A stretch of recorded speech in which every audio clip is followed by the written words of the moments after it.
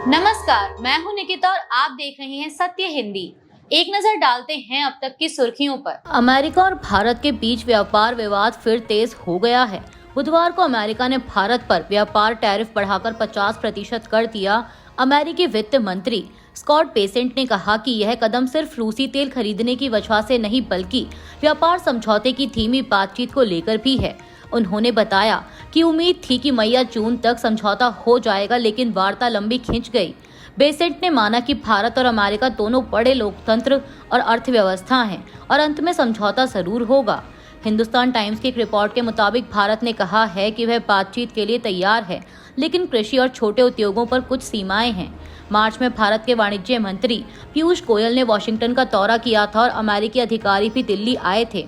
अप्रैल में उपराष्ट्रपति JD Vance की यात्रा में वार्ता के मुद्दे तय हुए थे। हालांकि इस हफ्ते अमेरिका ने नई दिल्ली में होने वाली छठे दौर की बैठक रद्द कर दी। स्कॉट बेसेंट ने कहा कि ट्रंप और मोदी के रिश्ते अच्छे हैं, लेकिन वार्ता की गति को लेकर निराशा है। आरएसएस की शताब्दी समारोह में मोहन भागवत ने अपने हिंदू राष्ट्र के विचार को समावेशी और समानतावादी बताया, लेकिन उनके बयान कई सवाल खड़े करते हैं। विपक्ष खासकर राहुल गांधी लगातार आरोप लगाते हैं कि आरएसएस संविधान की मूल भावना बदलना चाहता है। इतिहास भी इस पर सवाल उठाता है। संविधान लागू होने के बाद आरएसएस के मुखपत्र ने मनुस्मृति की तारीफ की थी। गांधी जी की हत्या के बाद मिठाई बांटने की बात सामने आई थी और डॉक्टर अंबेडकर की हिंदू कोड बिल का कड़ा विरोध किया गया था। गुरु गोलवलकर की किताब बंच ऑफ थॉट्स में मुस्लिमों और ईसाइयों को द्वितीय श्रेणी नागरिक बताने जैसी बातें शामिल हैं, जो आज सीएए और एनआरसी जैसे मुद्दों में दिखती हैं। आलोचकों का कहना है कि अल्पसंख्यकों पर हिंसा या लिंचिंग जैसी घटनाओं पर संघ चुप्पी साधे रहता है। साथ ही भाजपा और सरकार पर उसका गहरा प्रभाव साफ दिखाई देता है।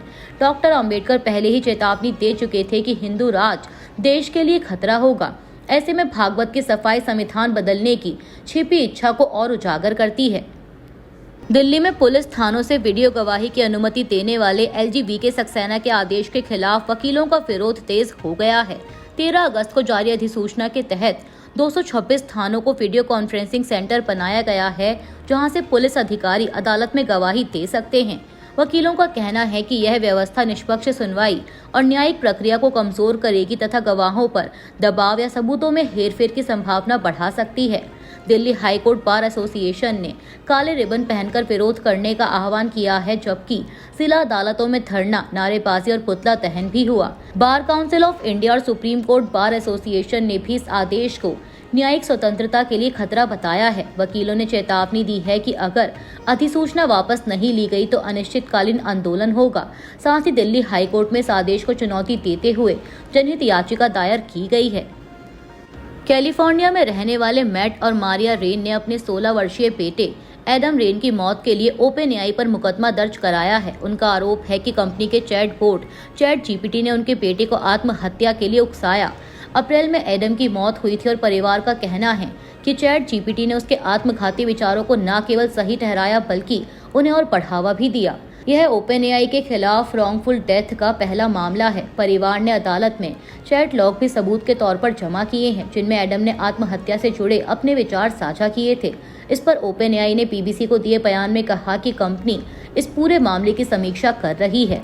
यह मामला एआई तकनीक की सुरक्षा और उसके असर पर गंभीर सवाल खड़ा कर रहा है। इसराइल ने गजा सिटी के करीब 10 लाख लोगों से कहा है कि वे शहर खाली कर दक्षिणी हिस्से में चले जाएं। सेना का कहना है कि वहां जगह उपलब्ध है और मानवीय सहायता भी दी जाएगी।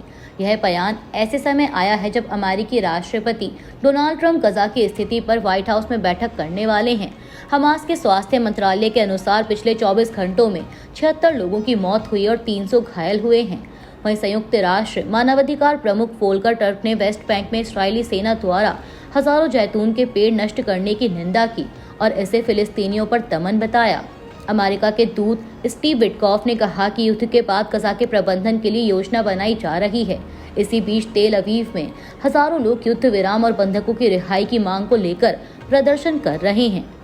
कांग्रेस ने प्रधानमंत्री मोदी पर काले धन को लेकर एक बार फिर हमला बोला है।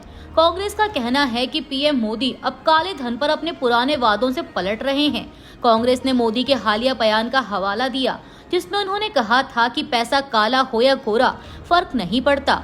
विपक्ष ने याद दिलाया कि 2014 के चुनाव प्रचार में मोदी ने वादा किया था कि विदेशों से काला धन लाकर हर नागरिक के खाते में 15 लाख रुपए दिए जाएंगे, लेकिन बाद में तत्कालीन भाजपा अध्यक्ष अमित शाह ने इसे चुनावी जुमला बता दिया। कांग्रेस ने आरोप लगाया कि मोदी सरकार काले धन पर कोई ठोस कदम नहीं उठा पाई और उनकी नीतियां केवल कॉरपोरेट्स को फायदा पहुंचाती हैं।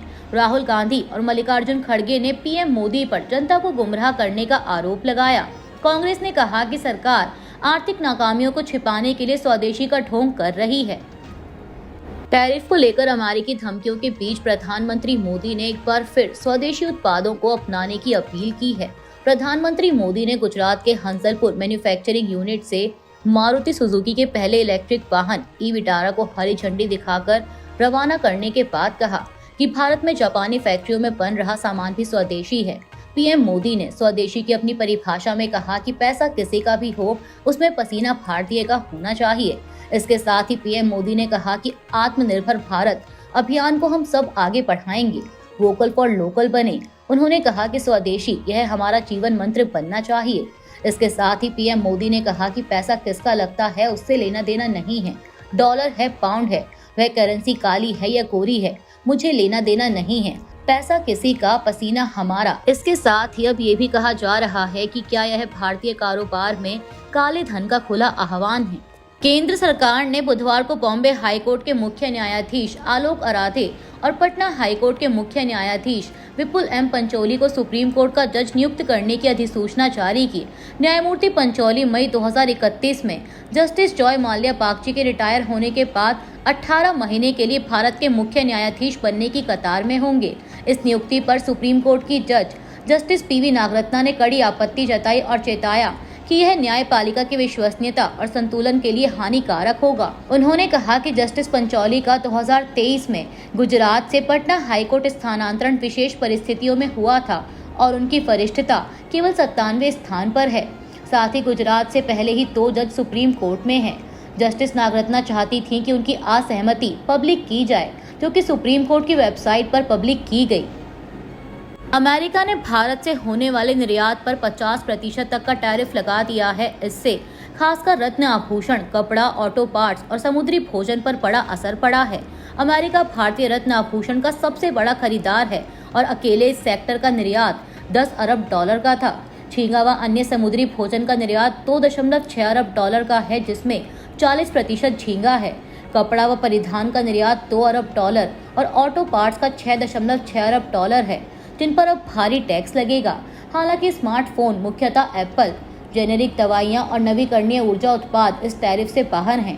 भारत ने कहा कि उसके ऊर्जा आयात पूरी तरह बाजार और 1.4 अरब लोगों की जरूरतों पर आधारित हैं और अमेरिका का यह कदम अनुचित है। तमिलनाडु के मुख्यमंत्री और डीएमके अध्यक्ष एमके स्टालिन बुधवार को बिहार में कांग्रेस नेता राहुल गांधी की वोटर अधिकार यात्रा में शामिल हुए। उनकी मौजूदगी पर भाजपा ने कड़ी आपत्ति जताई और आरोप लगाया कि डीएमके नेताओं ने पहले बिहारियों और उत्तर भारतीयों पर अपमानजनक टिप्पणियां की थीं। भाजपा नेता के अन्नामलाई ने ऐसे बयानों का वीडियो संकलन जारी कर स्टालिन को चुनौती दी कि वह बिहार की जनता के सामने वही बातें दोहराएं।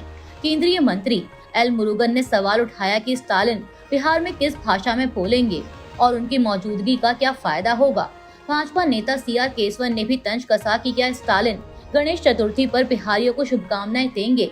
हमलों के बावजूद स्टालिन ने राहुल, प्रियंका गांधी और तेजस्वी यादव के साथ मंच साझा किया।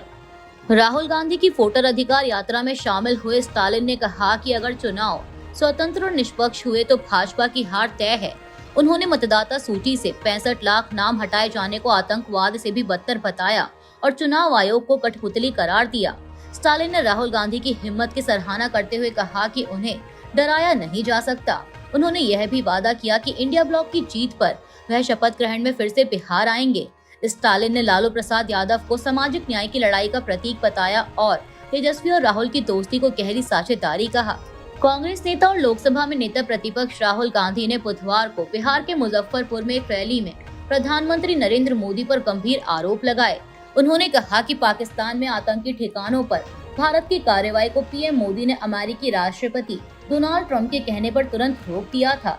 राहुल गांधी ने दावा किया कि ट्रंप ने खुद स्वीकार किया है कि उन्होंने मोदी को फोन कर 24 घंटे में कार्रवाई रोकने को कहा और मोदी ने 5 घंटे में ही सब रोक दिया।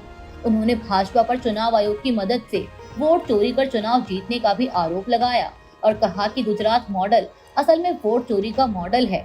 राहुल गांधी ने कहा कि वे विधानसभा और लोकसभा चुनावों में धांधली के सबूत पेश करते रहेंगे। साथ ही उन्होंने बिहार में विशेष गहन पूर्ण निरीक्षण के दौरान मतदाता सूची से 65 लाख नाम काटे जाने पर चुनाव आयोग से जवाब भी मांगा। अभी के लिए इतना ही। बाकी की देश दुनिया की बड़ी खबरों के लिए जुड़े रहिए सत्य हिंदी के साथ। Copyright disclaimer under Section 107 of the Copyright Act 1976. Allowance is made for fair use for purposes such as criticism, comment, news reporting, scholarship, and research. Fair use is a use permitted by copyright statute that might otherwise be infringing.